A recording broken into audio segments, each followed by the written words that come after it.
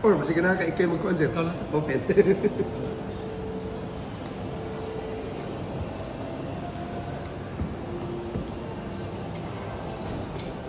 Adilan ako nigupo ng tuan.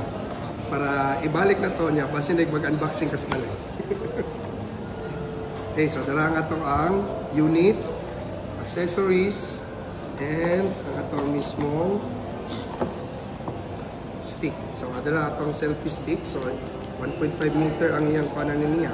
So na nakabutang, rinse with clean water to remove sand after underwater usage. So pwede na siyang mabasa.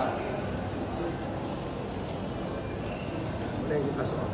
Okay? Basta unit, shockproof case niya ang uban niyang accessories. So magnetic clip, C2C cable, quick user guide manuals and DJI stickers, ug ang atong charging hub. So dahil na itong charging hub, na 50% ang 3 batteries na ito daan. So i-charge lang siya ni mo sir, or i-test na ito na siya charge karon dire. While mag-demo ko sa unit, mapuno na dahil ng usapan. Okay?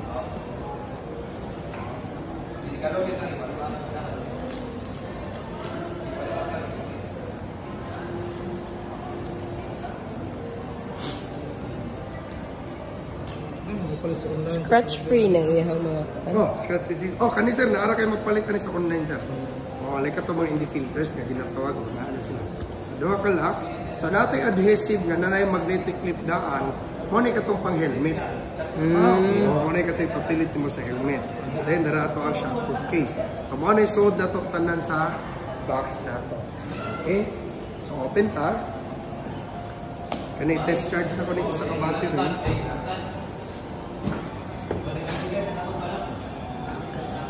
Type-C cable lang na sa... Type-C. Oo.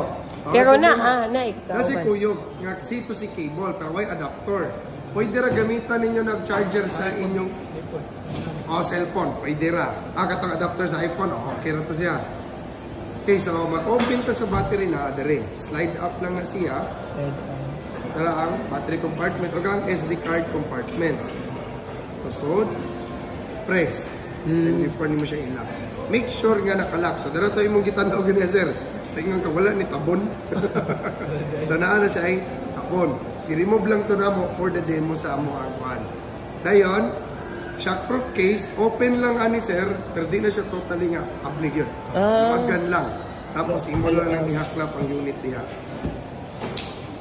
Dara na siya. Then sa stick, magbutang ka ani, logo to logo sa ang pagbutang sa stick. Para dili ka maglibog inigbutang mo sa unit.